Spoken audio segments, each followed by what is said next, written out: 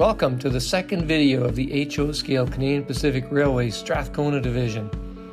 In this video, we'll be taking a more detailed look at the areas of Horseshoe Bay, Souville, and Strathcona.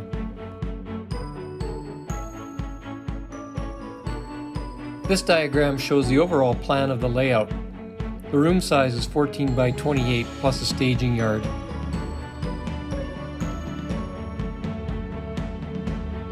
This plan is a blown-up view of the Horseshoe Bay area. This is the oldest part of the layout. This is called Horseshoe Bay, and you can see the Shifley terminals in the background. That was based on a model railroad article.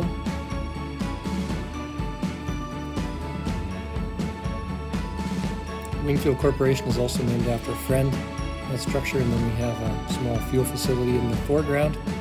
And we have Equity Supply. Looking a little closer, you can see the people waiting for the bus and gathering along the fence. It's all been detailed and hand painted on with graffiti.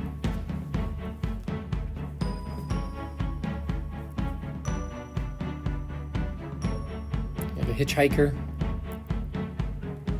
And the structure on the left is the Hirsch Quality Meats Company, busy butcher shop. A couple of fellas playing some game of checkers there. A little natural stream, and here we've got a fly fisherman taking advantage of the water. And in front of us now you see Columbia Brewery.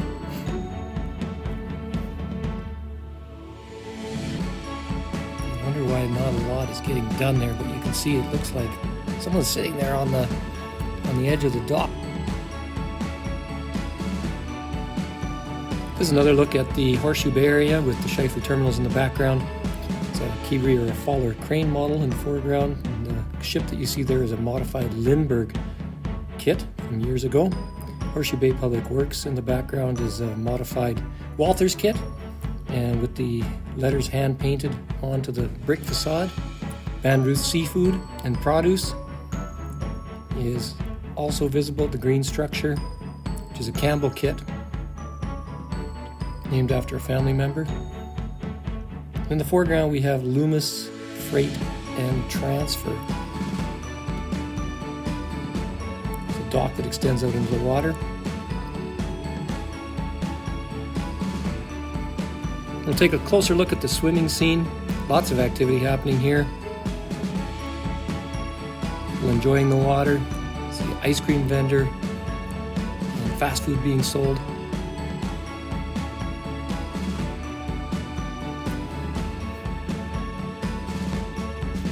It's a continuation of the waterfront area.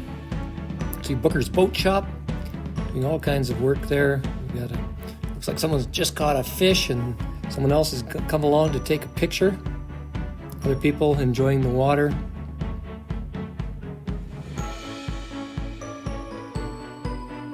As we move to the left, or to the right, you'll see that we have a building that's a corner building placed along the tracks. And we have a number of people. This is an industry where a number of people are stopping to take a little break. That's a modified Walters Cornerstone structure. And just in front of us, we can see the Strathcona warehouse, where they have an unloading ramp for unloading new vehicles that have just arrived.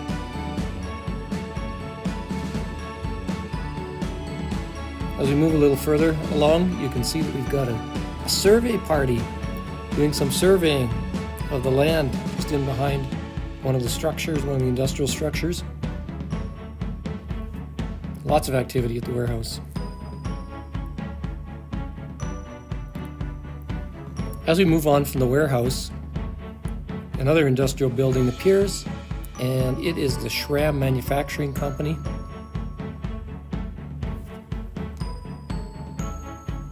A lot of woodworking products. You can see the dust cyclone at the rear.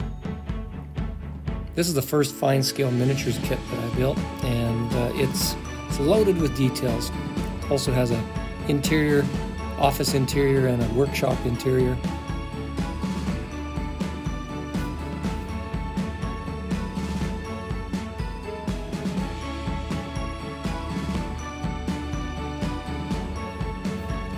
Atlas Storage Company is in the background. This is the small location of Souville, and it's a specific destination. Visually on the layout, you can see that the Strathcona yard is in the foreground, and the small town of Souville is in the background. Most of the structures here are background buildings, the Western Milling Company, and then Souville Station.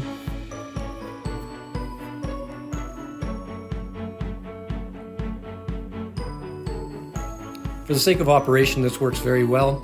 Even though visually it appears as though it's all one location, we treat it as two separate locations for the operations of the layout.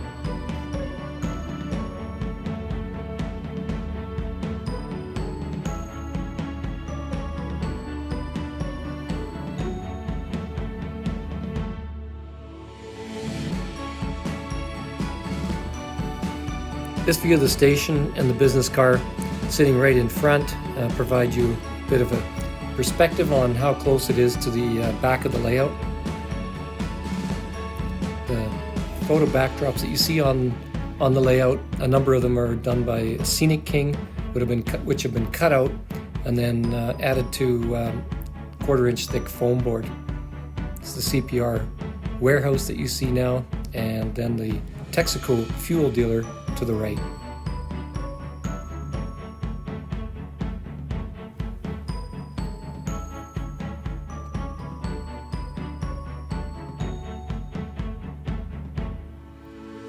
This view provides a better perspective of how the Strathcona yard and the Souville town in the background all tie together from a visual perspective.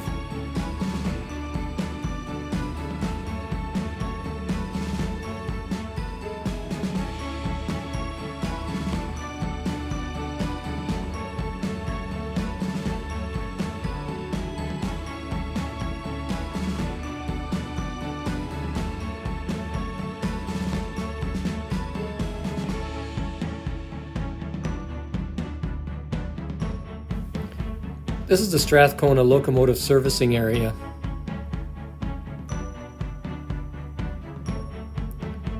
Shows the two sand towers, an older style sand tower which is based on a Canadian Pacific design, and it is a Sequoia model kit that's been slightly modified, and then a newer, typical of the more modern sand towers, the white one that you see there, and also a fuel facility just in behind it.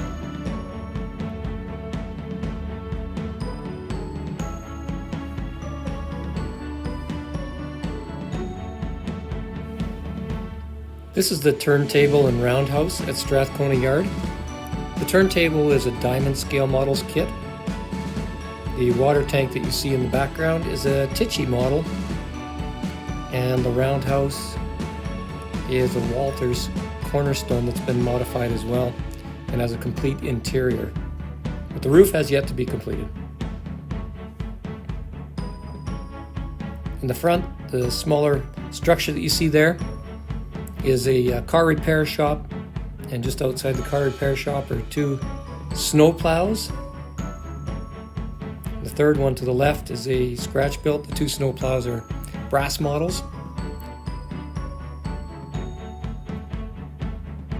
See the servicing area and a dynamometer car beside the roundhouse. It's also a brass model.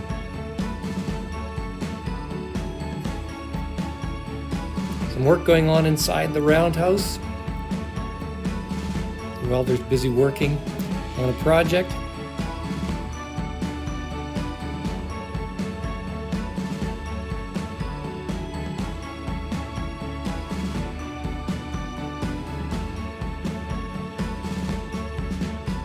Thanks for joining this second video of the HO Scale Canadian Pacific Railway Strathcona Division. Watch for the next video when we explore Matthews, Lee Creek Valley, and Johnstown in more detail.